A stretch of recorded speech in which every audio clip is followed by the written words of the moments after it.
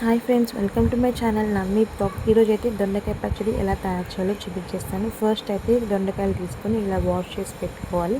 ఇందులోనే ఒక టమోటా, కొంచెం చింతపండుని నానబెట్టుకోవాలండి. నానబెట్టిన చింతపండు, ఎండుమిర్చి కూడా ఒక 4-5 తీసుకున్నాను. మీరైతే పచ్చిమిర్చి కూడా తీసుకోవచ్చు. నేనైతే ఎండుమిర్చి తీసుకున్నాను.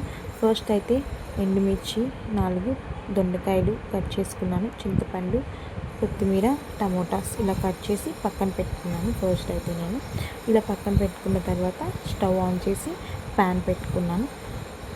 ఇందులోనే ఒక 2-3 టేబుల్ స్పూన్స్ ఆఫ్ ఆయిల్ కూడా యాడ్ చేసుకొని, ఆయిల్ వేడెక్కిన తర్వాత కొంచెం ధనియాలు, జీలకర్ర, పచ్చెనగపప్పు మొత్తం యాడ్ చేసి బాగా వేపుకోవాలండి.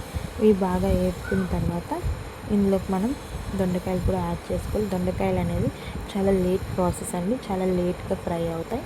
సో ఇది మొత్తం బాగా కలర్ చేంజ్ అయ్యేదాకా ఫ్రై చేసుకోవాలి. ఇందులోనే మనం కట్ చేసి పెట్టుకున్న టమోటా, చింతపండు వేసి ఇలా వేపుకోవాలి. తర్వాత కొత్తిమీర కూడా యాడ్ చేసుకొని ఇలా బాగా కలుపుకోవాలండి. తగినంత పసుపు కూడా యాడ్ చేసుకొని కలుపుకున్నారంటే త్వరగా వేగిపోతాయి. అండ్ మనకు రుచికి సరిపడా ఎంత సాల్ట్ కావాలో అంత సాల్ట్ యాడ్ చేసుకొని కలుపుకోవాలి. ఇలా బాగా కలుపుకున్న తర్వాత ఇందులోనే మనం ముందుగా ఎండుమిర్చి యాడ్ చేసుకోవాలని చెప్పాక ఒక 4-5 ఎండుమిర్చి యాడ్ చేసుకొని కలుపుకోవాలి.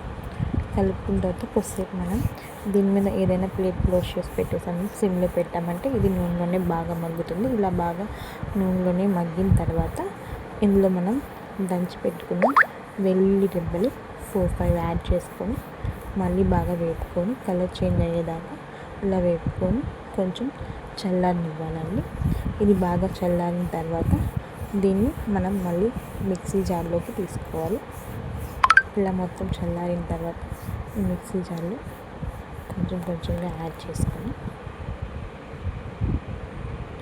మిక్సీ పట్టుకున్నామంటే ఇది ఒక ఫైన్ పేస్ట్ లాగా గ్రైండ్ చేసుకున్నామంటే రెడీ అయిపోతుంది. ఇప్పుడు దీనికి తాలింపు కోసం మళ్ళీ ప్యాన్ పెట్టి ఆయిల్ యాడ్ చేసి ఆవాలు,